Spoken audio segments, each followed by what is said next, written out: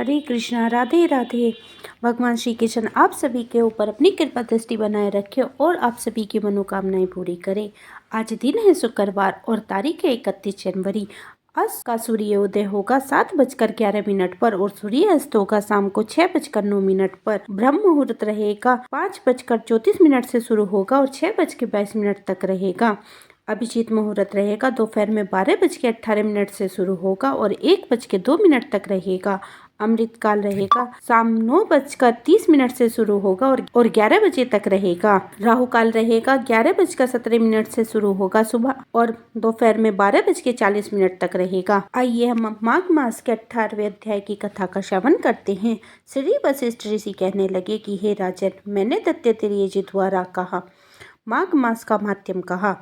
अब माघ मास के स्नान का फल सुनो। माघ स्नान सब यज्ञों, व्रतों और तपों का फल देने वाला है। माघ मास में स्नान करने वाला स्वयं तो स्वर्ग को जाता ही है, उसके माता और पिता दोनों के कुलों को भी स्वर्ग प्राप्त होता है। जो माघ मास में सूर्योदय के समय नदी आदि में स्नान करता है, उसके माता पिता के 7 कुलों की पीढ़ी स्वर्ग को प्राप्त होती है।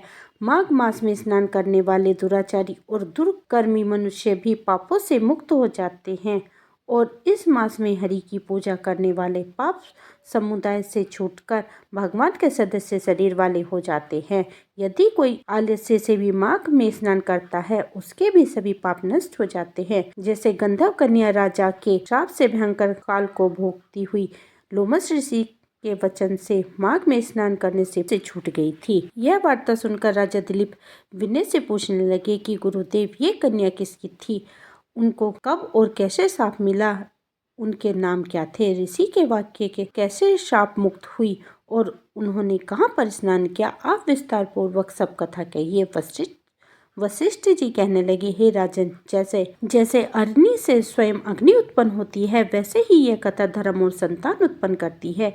हे राजन, सुख संगीत नामक गंधर्व की कन्या का नाम विमोहिनी था। सुशीला और स्वरवेदी की सुंबरा, चंद्रकांता की सुतारा तथा सुप्रभा की कन्या चंद्रिका, ये 5 सब समान आयु वाली तथा चंद्रमा के समान कांति वाली और सुंदर थी। जैसे रात्रि को चंद्रमा शोभ्यमान होता है, वैसे ही कलियों के समान खिली हुई ये अप्सराएं थी। ऊंचे पेयोधार वाले पद्मनी वैशाख मास की कामनी यौवन दिखाती हुई नवीन पत्तों वाली लता के सदस्य गोर रंग सोने के समान चमकती हुई और सोने के अलंकारों से सुशोभित सुंदर वस्त्र धारण किए हुए अनेक प्रकार के गाने और वीणा अर्थात बांसुरी तथा दूसरे बाजे बजाने में प्रवीण और ताल स्वर तथा नृत्य कला में निपुण थी। इस प्रकार ये कन्या क्रीड़ा करती हुई कुबेर के स्थान पर विचरती थी। एक समय केतुकवश माघ मास में एक वन में दूसरे वन में विचरती हुई के पुष्प तोड़कर सरोवर पर गौरी पूजा के लिए गई।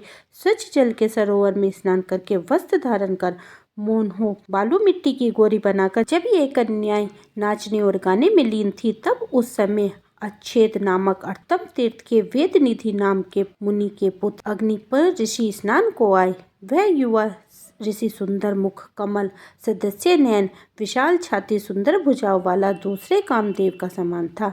शिखा सहित दंड मृग चर्म ओढ़े यज्ञोपवीत धारण किए हुए था। उसको देखकर 5 कन्याएं मुक्त हो गई और उस रूप व यौवन देखकर कामदेव से पीड़ित हो देखो देखो ऐसा कहती हुई उस ब्राह्मण के चित्त में कामदेव का डर उत्पन्न करने लगी और आपस में विचार करने लगी कि यह कौन है। रति रहित होने से कामदेव नहीं है और एक होने से अश्विनी कुमार नहीं है। यह कोई गंधर्व या किन्नर या काम रूप धारण कर कोई सिद्ध या किसी ऋषि का श्रेष्ठ पुत्र या मनुष्य है। कोई भी हो, ब्रह्मा जी ने इसको हमारे लिए ही बनाया है। जैसे पूर्व कर्म के प्रभाव से संपत्ति प्राप्त होती है, वैसे ही गौरी जी हम कुमारियों के लिए श्रेष्ठ वर दिया है और आपस में ये तुम्हारा वर है, ये मेरा अथवा सबका, ऐसा कहने लगी। जिस समय उस ऋषि पुत्र ने अपनी मध्य की क्रिया करके ऐसे वचन सुने, तो वह सोचने लगा कि यह तो बहुत बड़ी समस्या उत्पन्न हो गई है। ब्रह्मा, विष्णु, महेश आदि देवता तथा बड़े योगेश्वर भी स्त्रियों के ब्रह्मजाल में मोहित हो गए हैं। इसके तक्षण बाणों से किसका मन रूपी हिरण्य घायल नहीं हो सकता। जब तक नीति और बुद्धि रहती है, तब तक पाप से भय रहता है। जब तक की गंभीरता रहती है, यम विधि का पालन होता है, तब तक मनुष्य स्त्रियों के काम रूपी बाणों से बींधा जा सकता है। ये मुझे उन्मुक्त और मुक्त कर रही हैं। किन गुणों से धर्म की रक्षा हो सकती है? स्त्रियों के मांस, रक्त, मल मूत्र से बने घृणित और अशुद्ध शरीर में कामी लोग ही सुंदरता की कल्पना करके रमन कर सकते हैं। शुद्ध बुद्धि वाले महात्माओं ने स्त्रियों के पास रहना कष्टकारक कहा है। सो जब तक यह पास आए घर चलना चाहिए, अतः जब तक वह उसके पास आई वो योग बल के द्वारा अंतर ध्यान हो गया। ऋषि पुत्र के ऐसे अद्भुत कर्म देखकर वह चकित होकर डरी हुई चारों ओर देखने लगी और आपस में कहने लगी कि यह क्या इंद्रजाल था जो देखते ही देखते विलीन हो गया। और वह विरह की अग्नि में जलने लगी और कहने लगी कि हे कांत, तुम हमको छोड़कर कहाँ चले गए? क्या तुमको ब्रह्मा जी ने हमको विरह रूपी अग्नि में जलाने के लिए ही बनाया था? क्या तुम्हारा चित्त दया रहित है जो हमारा चित्त दुखा कर चले गए? क्या तुमको हमारा विश्वास नहीं? क्या तुम कोई मायावी हो? बिना किसी अपराध के हम लोगों पर क्यों क्रोध करते हो? तुम्हारे बिना हम नहीं जिएंगे। जहाँ पर आप गए हो हमें शीघ्र ही ले चलो, हमारा संताप हरो और हमें दर्शन दो। सज्जन लोग किसी के नाश नहीं देख सकते।